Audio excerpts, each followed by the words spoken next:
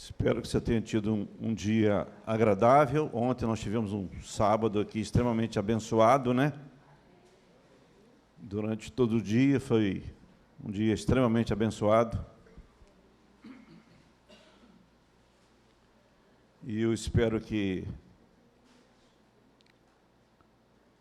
os momentos seguintes, ao estudarmos a palavra de Deus, sejam tão abençoados como foi ontem, como foi nesse início hoje aqui, louvando o Senhor. Obrigado pela sua presença entre nós. É sempre um prazer estarmos na casa de Deus para adorar o Senhor. Para isso, eu peço a você que abra sua Bíblia no primeiro evangelho da Bíblia, o livro de Mateus, capítulo 15.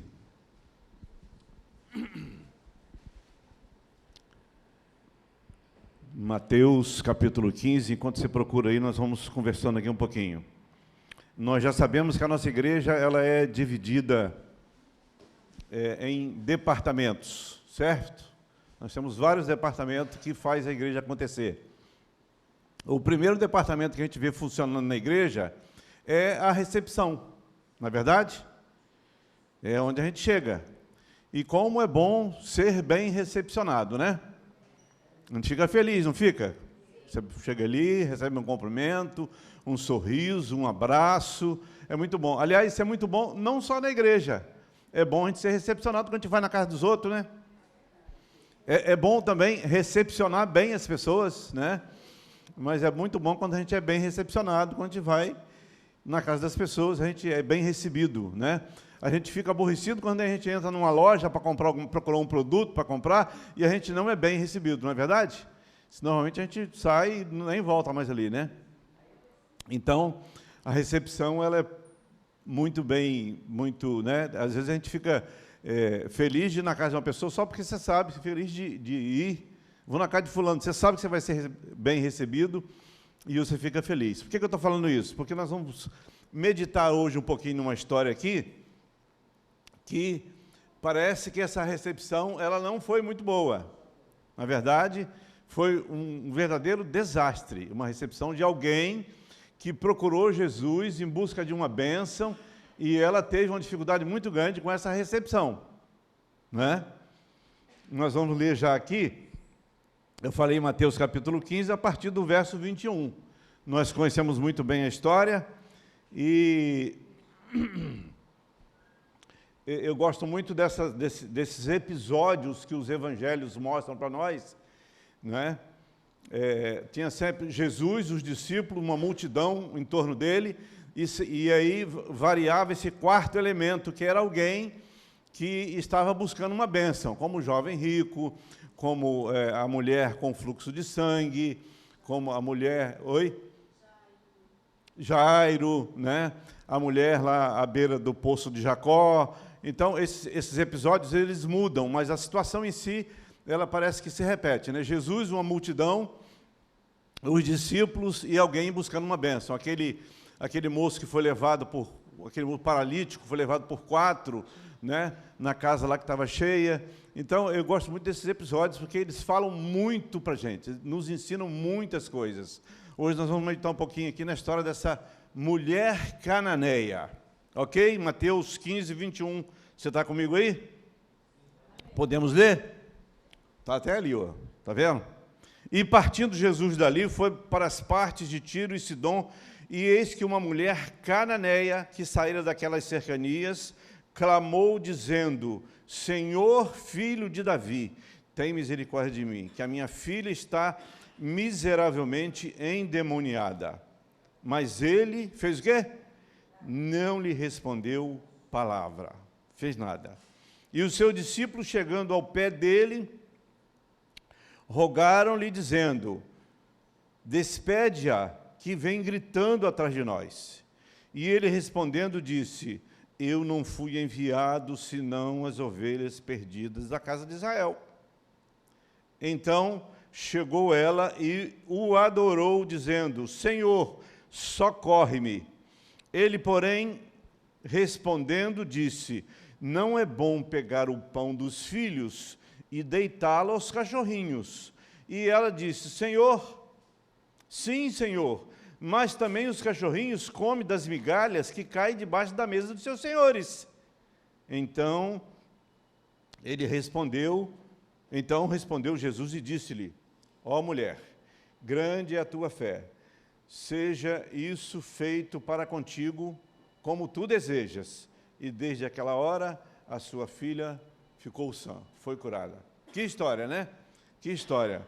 Mas é preciso olhar isso aqui com carinho para você entender, porque ela chegou clamando misericórdia e acontece uma coisa aqui que não era... Eu fico imaginando assim, se um de nós estivéssemos ali, naquele momento, sem conhecer a história como nós conhecemos, né, sem o registro bíblico, e com tudo que a gente ouviu, né, certamente, essa mulher já tinha ouvido falar muito de Jesus, tanto é que ela foi lá buscar ajuda, né, e todo mundo que estava ali, né, tem sempre, como eu disse aqui, tinha sempre uma multidão acompanhando Jesus, e eles conheciam Jesus, e o que é que eles iam buscar lá? Uma pessoa muito boa, que trazia cura, que perdoava pecados, com uma mensagem diferente, e imagina um de nós ali, vendo esse desfecho, nós iríamos nos surpreender. Sem o final da história, a gente ficava em suspense. Ué, por que ele está tratando ela dessa forma? O que está acontecendo? Não é condizente com aquilo que a gente já ouviu falar de Jesus, uma pessoa tão boa quanto é. Por que ele está ignorando? Jesus a ignorou completamente, o texto é claro em dizer, ele não respondeu nenhuma palavra, ignorou completamente. Os discípulos se incomodaram com a insistência dela, né? Senhor, despede ela, porque ela vem gritando atrás de nós, quer dizer, ela estava incomodando os discípulos. E parece que Jesus aceitou essa, né? Parece que Jesus concordava com os discípulos, que ela estava realmente incomodando. E aí, ele ignora, ele responde para ela uma coisa que, né, que hoje a gente sabe que isso, ele tinha um outro propósito, nós vamos ver aqui, mas a gente sabe que isso não é verdade, né? O verso 24 diz: eu não fui enviado senão as ovelhas perdidas da casa de Israel. Ela insiste com ele que precisava da bênção, e ela não estava pedindo para ela estava pedindo para a filha dela, que segundo ela estava possessa de um espírito maligno, né?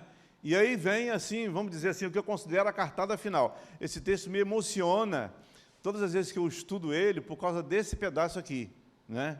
Não é bom pegar o pão dos filhos e lançá-lo aos cachorrinhos. Meu Pai do céu! Que absurdo! Que recepção absurda! Se esse texto terminasse aqui, a gente tinha que rever toda a nossa mensagem do Evangelho, né? De pregar um Deus de amor, de justiça e misericórdia, um Deus que perdoa, que salva, que te abraça, que te aceita. Cadê o vinde a mim, vós que estáis cansados, sobrecarregados, e eu vos aliviarei? Ela foi a Jesus, Jesus estava ignorando. E por um motivo totalmente absurdo. A princípio, Jesus foi extremamente preconceituoso com essa mulher, Jesus e os discípulos. Jesus disse para ela que ele estava negando a bênção a ela, porque ela não era israelita. Eu vim para atender aqueles que estão perdidos da casa de Israel. Preconceito étnico, preconceito religioso. Jesus está dizendo para ela: eu não posso te abençoar porque você não é israelita. Meu Deus do céu, de onde se tirou essa ideia? E aí ele diz: não é bom, eu não posso tirar o pão dos filhos. Você imagina, quem tem cachorro aqui? Quem tem cachorro? Realmente você pensa isso, né? Eu não vou deixar de dar comida para o meu filho para dar comida para o cachorro. Graças a Deus que nós que temos animais, eu não tenho, mas a minha neta tem. Recentemente ela foi morar comigo e ela tem um bichinho lá. Então a gente sabe, né, que o bichinho come, não come? O bichinho come, bebe. Você imagina você ter que tirar o pão do seu filho e dar para o seu cachorro, que você não tem para os dois. Graças a Deus que isso não acontece, né? Mas Jesus fez essa comparação. Jesus comparou ela a uma cadela. E aí eu quero te perguntar, nós vamos ver isso aqui já já. A história termina com um final feliz. E você já sabe disso. Nós vamos meditar aqui por que Jesus agiu assim. Mas antes disso, o silêncio de Deus. Né? Você já enfrentou o silêncio de Deus? Parece que você ora, e Deus está aparentemente te ignorando completamente. Eu quero dizer para você duas coisas. Antigamente eu chamava isso de sala de espera de Deus. Sabe quando você vai fazer uma entrevista de emprego, ou falar com um médico, e você é uma pessoa importante, você vem lá e tal, você chega, a secretária fala assim, não, pode aguardar, ele vai te atender já. E você senta lá e espera, e espera, e espera. E você é agoniado. Meu Deus, você olha no relógio, você olha o celular, e a pessoa não vem te atender. Né? Eu chamo isso da sala de espera de Deus. Você ora, clama ao Senhor misericórdia, mas Deus deixa você na sala te esperando. Presta atenção numa coisa. Essa sala de espera de Deus é oportunidade de aprendizado extraordinária. O silêncio de Deus nos fala muitas e muitas coisas.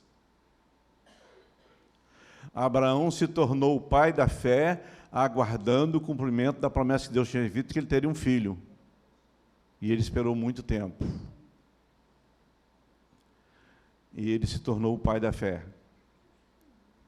Então vamos ficar atentos ao silêncio de Deus, porque ele tem sempre um propósito. Para entendermos por quê, a pergunta aqui que a gente precisa responder nessa noite é por que Jesus agiu dessa forma.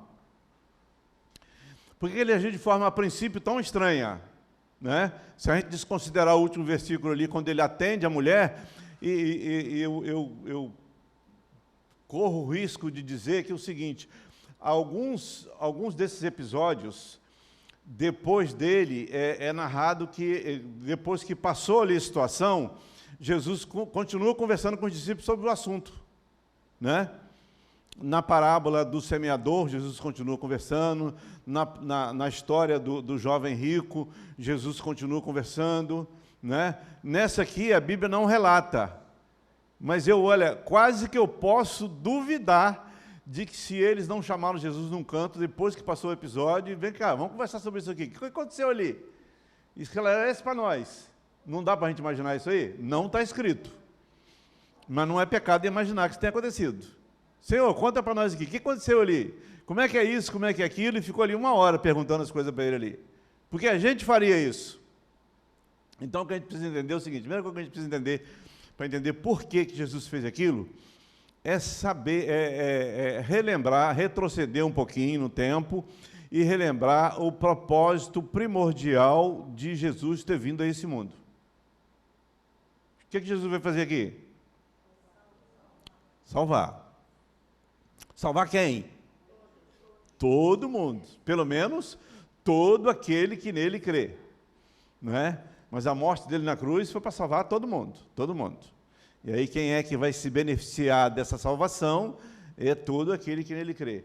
Então, Jesus tem um propósito muito grande. Então, eu vejo assim, olha só, Jesus, nesse episódio, ele tinha um foco na mulher que estava clamando atrás dele, de um modo geral, para todo mundo. Mas tinha 2 personagens, 2 ideias que ele tinha um propósito assim, bem definido, a mulher e os discípulos, não é verdade? Porque ele sabia que ele não ia ficar aqui para sempre. Ia chegar o momento em que ele ia ser levado à cruz, iria morrer, ia ressuscitar, ia voltar para o céu, e os discípulos ficariam aqui, como aconteceu. Os discípulos ficaram aqui sem ele para evangelizar o mundo, implantar a igreja cristã aqui na terra. Então, responde uma coisa para mim, qual era a maior preocupação de Jesus naquele momento ali? Era abençoar a mulher ou ensinar uma lição para os discípulos? Ensinar uma lição para os discípulos. Essa era a grande preocupação. E aqui eu quero dizer uma coisa para vocês que já define um pouco por que Jesus agiu de forma tão estranha. Preste atenção nisso, como a gente ouve, às vezes fala do pregador, né? Se você não prestar atenção em mais nada no sermão de hoje, você presta atenção nisso. Existem verdades bíblicas, princípios divinos, que são extremamente difíceis da gente entender. Como assim, irmão? É verdade. A gente hoje não percebe muitas coisas, porque nós estamos depois da história. Nós temos o registro bíblico de tudo que aconteceu, mas você imagina ali, naquele momento ali, tinha coisa ali muito difícil das pessoas entenderem. Né? Quer um exemplo? Jesus instituiu, Deus, vamos falar assim de um modo geral, né? Deus, Pai, Filho e Espírito Santo, Deus instituiu o santuário terrestre, o sistema de sacrifício, que durou centenas de anos, para expressar uma verdade que para nós hoje ela é muito simples de entender, que está lá relatado. O apóstolo Paulo, ele define isso num versículo, que está lá em Hebreus 9, 22. Não há remissão de pecados sem derramamento de sangue. O santuário durou centenas de anos, os pecadores indo ali matando animalzinho para entender isso. E João Batista foi lá e disse uma frase, João o evangelista anotou lá em João 1, 29, o quê? Eis o Cordeiro de Deus que tira o pecado do mundo. Era só isso que Deus queria que o povo entendesse. Mas é um entendimento assim, claro, não é entender mais ou menos, porque às vezes a gente recebe a informação, mas não guarda aquilo no coração. A gente ouve uma verdade bíblica, mas ela que parece que entra aqui, sai aqui, e a gente não internaliza aquela verdade. A gente não, parece que não passa a viver de acordo com ela, porque foi um aprendizado muito superficial. Então, eu acho que naquele dia Jesus saiu. Então, como eu falei aqui que Jesus tinha um propósito muito específico, todo o ministério dele, aliás, eu acho que desde que ele nasceu, principalmente a partir do batismo, que começa o ministério de forma oficial, né? Depois que ele foi batizado, tudo que Jesus fazia tinha um propósito definido. Cada palavra dele com as pessoas, com os discípulos, tinha um propósito definido. Cada lugar, cada rua que ele resolvia passar. A Bíblia deixa claro isso em algumas situações. Que aquela história da mulher à beira do poço de Jacó, o texto diz que Jesus precisava passar por aquele lugar. Precisava por quê? Para encontrar com a mulher. Então, ele tinha um propósito antes disso aqui. Né? Então, eu fico pensando assim, a gente, quando você lembra da sua vida escolar, quando você ia para a escola, sentava na sala de aula e aprendia ali o professor falando, lembra disso? Aí tinha um outro momento que não era sala de aula e um professor falando. Tinha o quê? Lembra do laboratório? Você tinha que aprender, muitas matérias tem o laboratório, né? Eu acho que Jesus fazia isso. Hoje nós vamos para o laboratório. O que é o laboratório? É a rua. Contato com as pessoas. Na rua. Jesus, a lição que ele precisava ensinar para os discípulos, sobre aquele preconceito que ele parece que estava agindo de acordo com ele, não seria aprendido com palavras. Não seria aprendido com palavras. Com ações. Jesus precisava demonstrar para eles, na prática, o prejuízo, quão maligno é o preconceito. Né? Ontem, eu falei que nós tivemos um dia agradável aqui, né? Muito agradável, teve uma parte dele que a maioria de vocês não participaram. Né? Mas eu vi o Rafael e a Amanda conversando sobre o desejum de domingo, e uma história que eles contaram lá, eu ouvi mais ou menos. E aí retrata muito bem essa questão. Né? Vou falar aqui só um pedacinho, que foi o que eu entendi. Ela foi dar um alimento para alguém, tinha um casal lá de morador de rua discutindo, eles estavam brigando, e eles chegaram para ajudar, e ofereceu para ele um alimento, e ele, rispidamente, não quero nada não. E aí foram ver ali, foram conversar, e aí você percebe que é uma situação extremamente complicada, que a ajuda é muito mais do que você dá lá um kit de alimentação, um kit é muito mais do que isso. Essas coisas não se aprende aqui na igreja, sentado ouvindo sermão, irmãos. Não aprende. Jesus levava o discípulo para a rua, para o laboratório da rua. Então ele tinha ali um propósito de ensinar aqueles discípulos a pregar o Evangelho e fundar a igreja cristã. Mas eu disse que tem princípios bíblicos, né, que são extremamente difíceis de se compreender. E eu dei um exemplo aqui, eu quero dar um outro exemplo, que está lá no livro de Atos.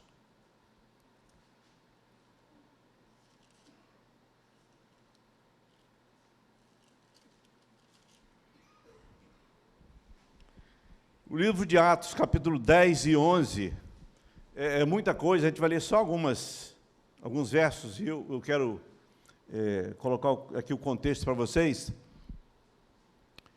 porque ele relata aquela história, Atos 10, né? E aí o primeiro versículo diz assim: E havia em Cesareia um varão por nome Cornélio, centurião da corte chamada italiana, piedoso, temente a Deus, com toda a sua casa, o qual fazia muitas esmolas ao povo e de contínuo orava a Deus. E aí relata aqui uma visão que Deus deu a Cornélio. Na verdade, esse relato aqui é uma coisa extraordinária. Quando eu estava estudando isso aqui para incluir no sermão de hoje, eu tive dificuldade de colocar isso aqui, porque é muita informação. Se a gente for comentar tudo que está aqui, ler tudo que está aqui, você fica... O sermão de 2 horas, e o nosso propósito não é esse. Mas aí, Deus deu a Cornélio uma visão e que mandou ele procurar Pedro. E, ao mesmo tempo, relata uma visão que Pedro teve. Um pouquinho para frente, você vai ver ali que Pedro teve uma visão, teve fome, mais ou menos meio-dia, e aí estavam preparando alguma coisa para ele, ele subiu para orar, e aí teve uma visão daquele lençol, vocês lembram da história, amarrado pelas 4 pontas, com animais ali dentro. E Deus falou para ele, mata e come. E ele, preocupado com a situação, ele repreendeu a Deus. É engraçado isso aí, né? Ele falou, não, Senhor, que isso? Eu? Não. Eu sou judeu, rapaz. Eu nunca comi nada impuro. E você que conhece a história, o que Deus queria ensinar para ele ali? Exatamente, exatamente. Percebe que, olha só, olha a ação do Espírito Santo na vida daquelas pessoas para ensinar uma coisa que para nós hoje é claro, muito claro. Para eles não era claro dessa forma. Eu adoro essa... E aí, depois você lê aqui, quando você chega, né, hoje ou amanhã, a hora que você puder, Atos 10 e 11, é uma história fantástica, porque Pedro estava em casa e o Espírito Santo fala com Pedro, tem duas pessoas te procurando aí, vai lá e recebe eles, porque foi eu que mandei. Que coisa fantástica. E Pedro vai, conversa com eles, né? E Pedro conta a história para ele, Cornélio está te chamando lá, porque você tem alguma coisa para dizer para a gente lá. Né? E aí eu vou ler o Atos 10 a partir do verso 9, está vendo? Ok? Está comigo? Atos 10 a partir do verso 9. No dia seguinte, indo eles de caminho, e estando já perto da cidade... Não, aqui, eu já comentei aqui, né? Nunca comi coisa comum e impura, e Deus fala com ele, não faças comum ou impuro que Deus purificou. Né? E aí, verso 21, 10, 21, e descendo Pedro para junto aos varões que lhe foram enviados por Cornélio, disse, sou eu a quem procurais, né? Qual é a causa? Por que vocês estão aqui? E aí eles contam a história.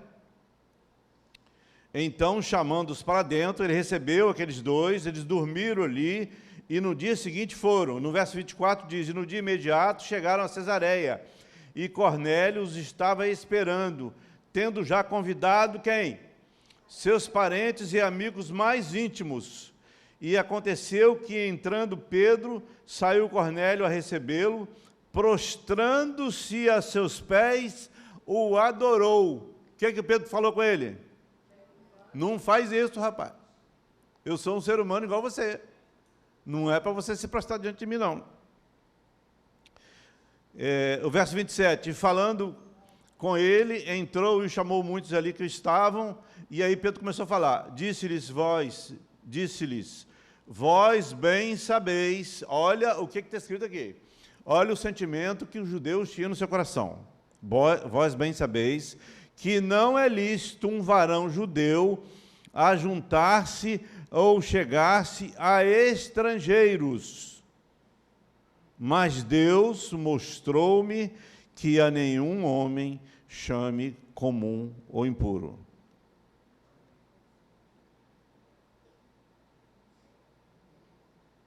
E aí, no verso 34, ele fala a frase aqui que eu acho fantástica, né? O reconhecimento dele. Admito, e abrindo Pedro a boca, disse, reconheço por verdade que Deus não faz acepção de pessoas. Verdade simples, né? Simples, verdade. Para eles não era simples. Era uma questão cultural, arraigada ali de séculos e séculos ali, que eles não entendiam dessa forma. Eles entendiam que era pecado um judeu se achegar a uma pessoa não da mesma nacionalidade. E Deus precisava colocar isso no coração deles. E dali a gente vê que levantou Pedro, levantou Paulo, o apóstolo dos gentios, e a gente vê a história de Paulo, quando você ouve ali os evangelhos, livro de Atos, Romanos, a história de Paulo, de modo geral, Paulo foi perseguido pelos judeus o tempo inteiro, não é? Por causa desse preconceito que os judeus tinham contra gentios. Foi perseguido. E Deus precisava. Então, voltando para Jesus, para aquela cena lá da mulher. Senhor, tem misericórdia de nós, que a minha filha está miseravelmente endemoniada. Jesus precisava ensinar. Ali era só o princípio. Provavelmente era o primeiro contato que aquele discípulo estava tendo com essa verdade. Reconheço por verdade que Deus não faz acepção de pessoas. Provavelmente a primeira vez que eles ouviram isso, e eles ficaram pasmados. Ainda levou um tempo, ainda levou muito tempo. Depois desse episódio aqui de Atos, a Bíblia conta um episódio que Pedro entendeu isso aí, né? Mas aí quando chegaram os irmãos que não conheciam todo o contexto, ele agiu diferente. Paulo chama a atenção dele, assim, na cara dele, chama a atenção, por que você está agindo dessa forma e tal? Quer dizer, a verdade ainda não tinha sido acolhida no coração dele.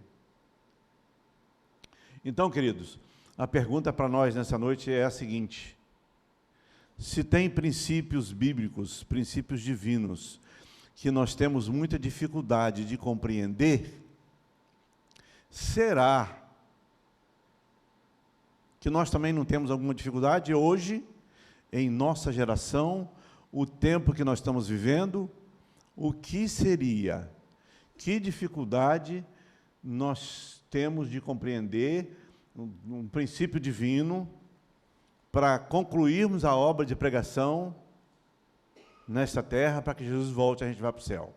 Será que tem alguma coisa? O que seria? Eu não tenho essa resposta. Eu não sei o que seria. Eu tenho certeza que nós temos muito a aprender, nós temos muito que caminhar para aprender e nos aproximarmos cada vez mais de Deus. Então, como eu estou dizendo, eu não tenho a resposta, mas eu tenho, digamos assim, eu sei aonde encontrar, né?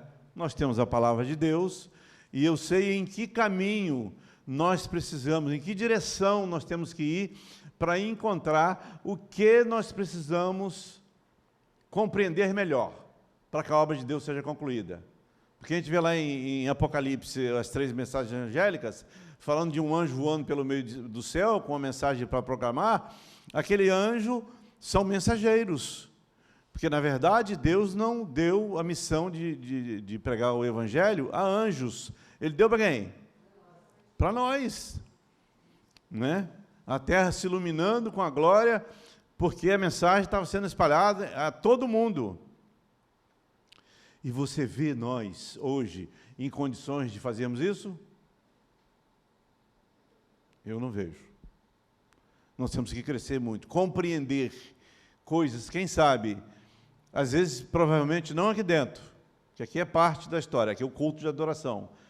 lá no laboratório da rua, conversando com as pessoas, ouvindo as pessoas, atendendo às necessidades delas. É lá que nós precisamos. Então, mas eu disse que que eu sei qual é a direção. Eu sei porque a Bíblia nos dá essa direção de onde nós devemos procurar, o que nós precisamos compreender melhor para que a obra de Deus avance. Vai lá em Apocalipse 3. Você já sabe, a igreja de Laodiceia. Apocalipse 3, a partir do verso 14. Eu creio que nós precisamos crescer nessa mensagem que está aqui, para que a gente possa receber o poder de Deus e cumprir a sua obra final aqui nesse mundo. A partir do verso 14, e ao anjo da igreja de Laodiceia, que está na Laodiceia, escreve: Isto diz o Amém, a testemunha fiel e verdadeira, o princípio da criação de Deus. Eis que as tuas obras, eu sei que as tuas obras, que nem é frio nem quente, tomara se fosse frio ou quente, assim porque és morno e não és frio nem quente, vomitar-te-ei da minha boca. O verso 17 é primordial para a gente entender isso. Como dizes? Diz o quê? Sou rico, estou enriquecido e de nada tenho falta. Querido, isso me preocupa demais. Que eu penso assim, ó, igreja de Copacabana, Jesus está quase voltando. O que vocês precisam para concluir a obra? Não, a gente não precisa de nada, não. Nós estamos tranquilos. Nós estamos bem. Está tudo tranquilo, tudo bem, tudo sob controle. É isso que a Bíblia está dizendo. O que você tem? Você acha que você não tem falta de nada, que você é rico. Você não tem falta de nada. E aí a sequência é o quê? Mas tu não sabes que és um desgraçado, miserável, pobre, cego e nu. Desgraçado não, mas a princípio não há nenhum problema em ser pobre, em ser cego e em alguns momentos até de estar nu.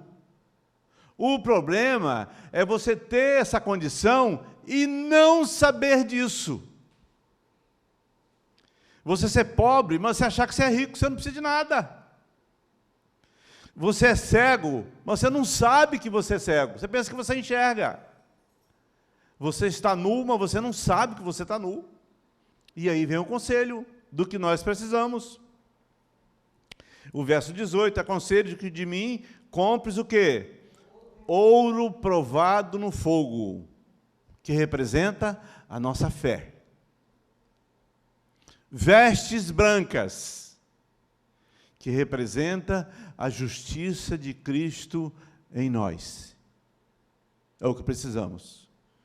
E colírio para que vejas, que representa o Espírito Santo de Deus em nossa vida, que nos dá compreensão, que abre a nossa mente para compreender. Eu sei que é daqui que nós precisamos caminhar, para aprender mais, para que a gente tenha condição de concluir a mensagem que Deus nos deu, a última mensagem de advertência a esse mundo que está por um fio. É isso que Jesus quer nos ensinar. Você sente necessidade de aprender mais, de ter um maior preparo, uma mais presença do poder de Deus na sua vida? Você gostaria de ter mais esse poder de Deus na sua vida? Amém? Então vamos procurar? Fique de pé e vamos orar.